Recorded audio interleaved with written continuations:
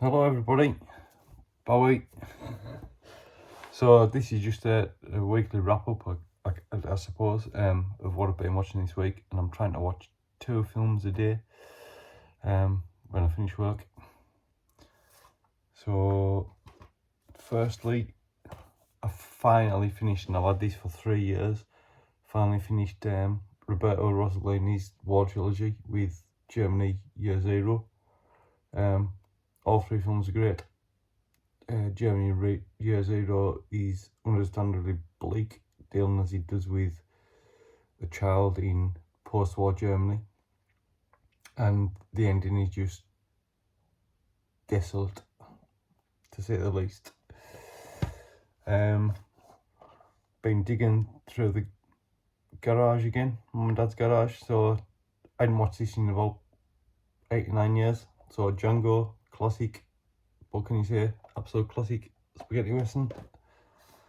Another I've had for a lot of years and not watched was Django Prepare the Coffin, which actually, there's only one official Django sequel. There's 31 Django films, believe it or not, because after the success of Django, territories like Italy, England, America just give the Django title to a lot of spaghetti westerns. Pretty good, this one. George Eastman, the 6-foot monolith from Anthropophagus the Beast. Horst Frank plays the corrupt politician in this, and he's always terrified us. I don't know why.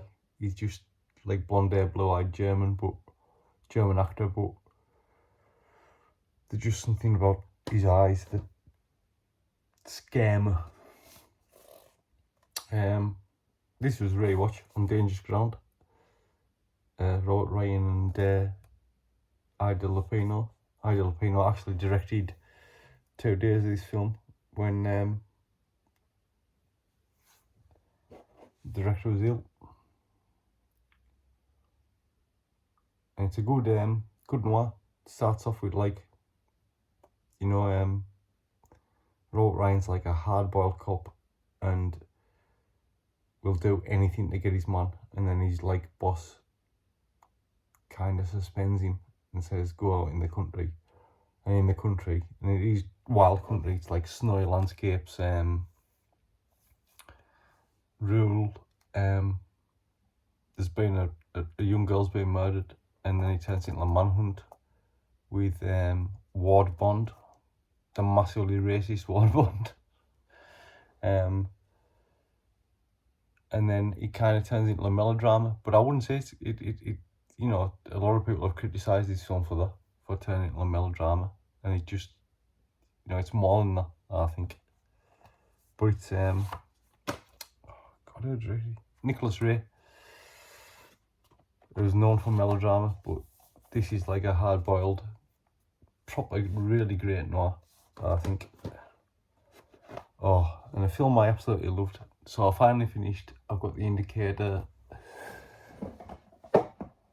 The indicator John Ford set, the Columbia John Ford set, because Ford mainly worked for Warner Brothers and stuff. They're all great films in this, actually. I mean, I particularly love Gideon's Day, which is a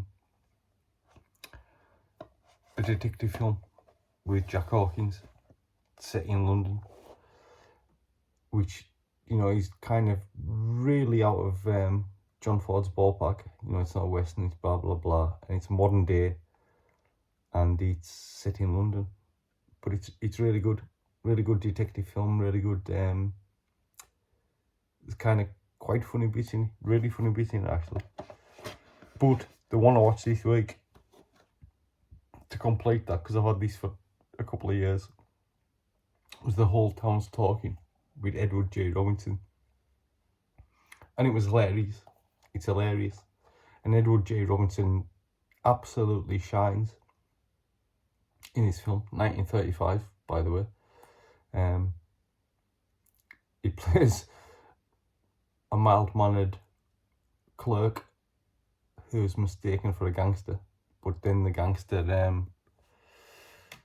clicks onto him. So he's playing a dual role. It was just great. It was just great.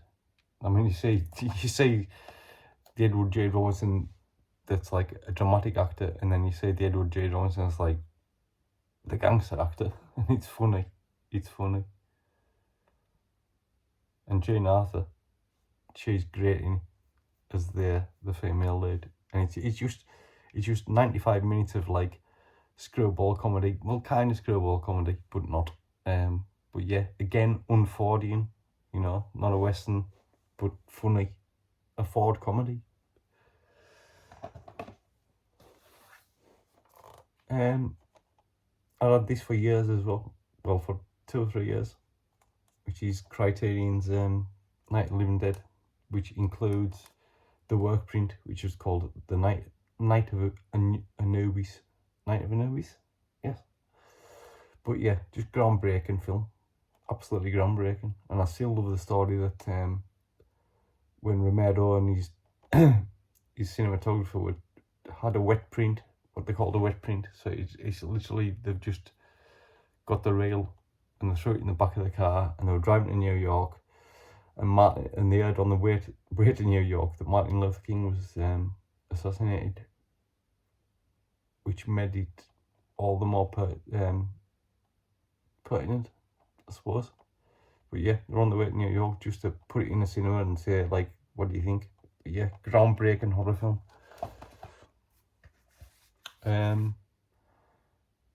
Don Siegel's The Lineup, which is from The Indicator Noir box set Volume 1. And this is based on a TV series and a radio series in America in the 50s. But Don Siegel and the screenplay writer Sterling Silliphant just threw the police procedural out of it and focused on the criminals. One of which is in his second film role, Eli Wallach from Good, Bad, Ugly. And it's just, yeah, it's great period, obviously period, 1958 shots of San Francisco. The ending builds up to where, like, you think, are they going to get out of this? And as I say, it doesn't mention the police much, which is pretty radical for, like, being based on a police TV series and a radio series. You know, it focuses more on the criminals, but great stuff. A film I remember watching with my grandparents, a film I remember watching with my cousin, because he was a big fan of the actor in this, and I hadn't seen it for years, White Heat, James Cagney. And I think this is the epitome of Warner gangster films from the 1930s, 40s and 50s. It's full on. And again, I forgot how this focuses on the police. This focuses on the police side of things, kind of, because they put a man in prison with James Cagney. But James Cagney, god damn, you know, I would mention James Cagney to my daughter these days and she would just go, who? Which is a shame.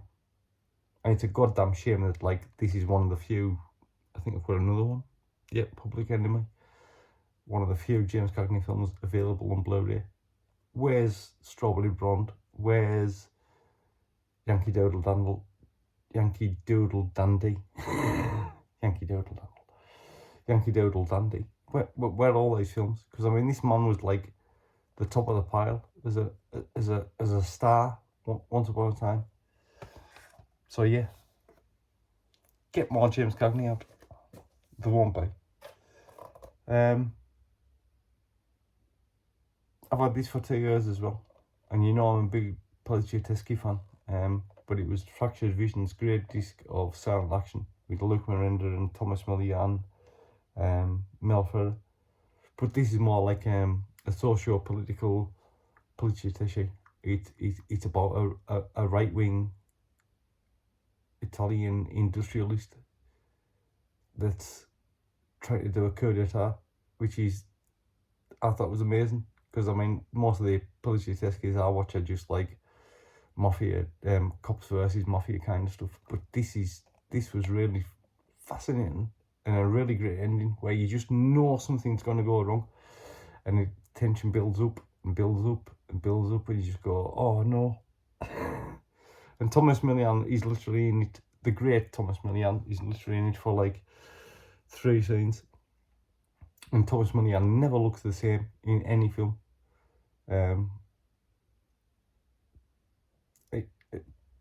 But he's like kind of playing a secret agent in this, and when he pops up in the first scene, I just thought, dodgy. You're not right. But yeah, I love this. Directed by Sergio Martino, who was more known for his giallos and is it Bakalov soundtrack?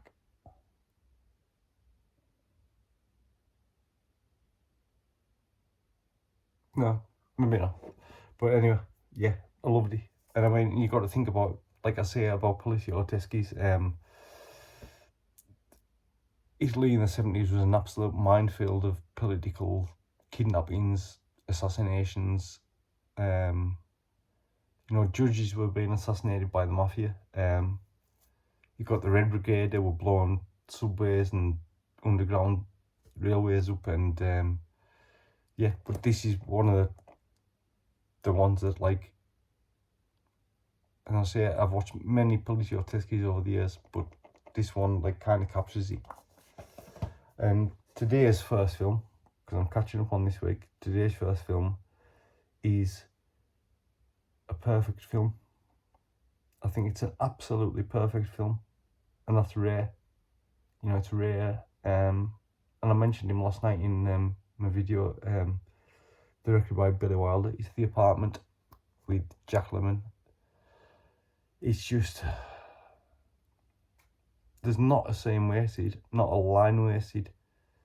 And God, I still hate Fred McMurray. I still hate him. But Shirley MacLaine's absolutely fantastic. I mean, if you haven't seen it, I won't spoil it, but the whole last half of the film, where she's recovering, is just beautiful. And the last line in the film, brilliant. But yeah, I would say this is one of the few perfect films. I would class this as a perfect film. Perfect screenplay, cinematography, direction, everything. So yeah, that's been my week in films so far. I'll probably do another next week. Thank you for watching.